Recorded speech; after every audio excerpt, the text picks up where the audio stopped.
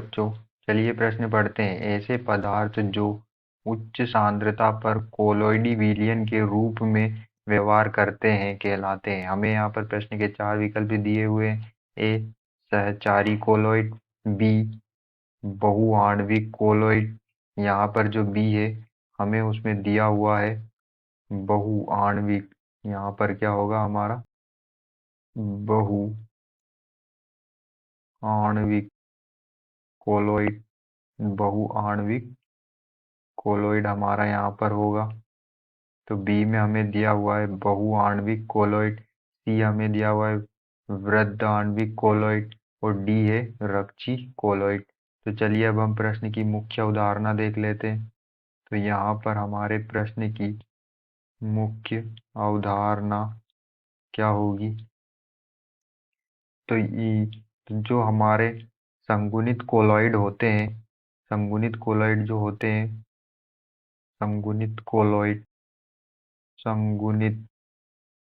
Colloid जो हमारे होते हैं वो निम्न सांद्रता पर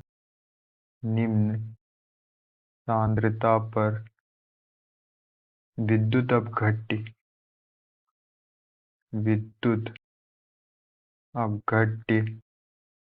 की तरह व्यवहार करते हैं। विद्युत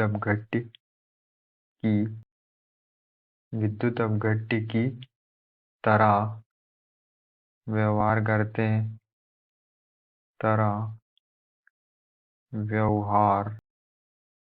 करते हैं, लेकिन उच्च सांद्रता पर जो संगुणित कोलाइड होते हैं वो उच्च सांद्रता पर कोलोइडों की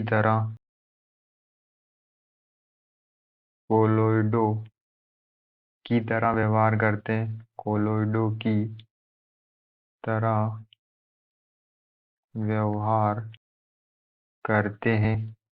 और इन्हें हम, यहाँ जो संगुणित अणु है वो क्या कहलाते हैं?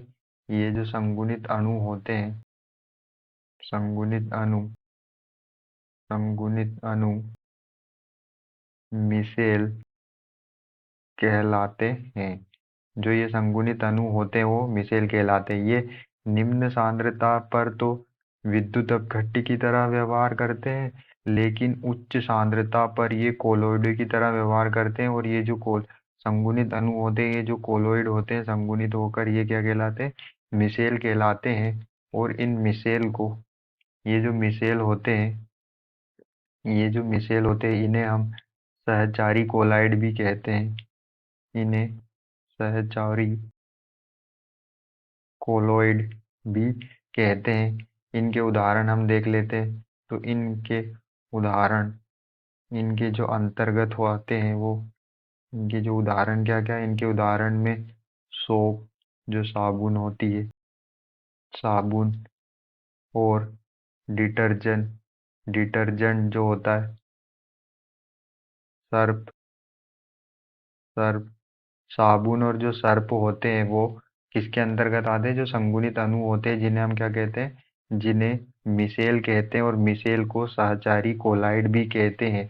तो जो उच्च सांद्रता पर कोलोइड की तरह जो व्यवहार करते हैं वो संगुणित अणु क्या कहलाते हैं? मिसेल कहलाते हैं। और जिन्हें सहचारी कोलाइड भी कहते हैं, जिनके अंतर्गत साबुन और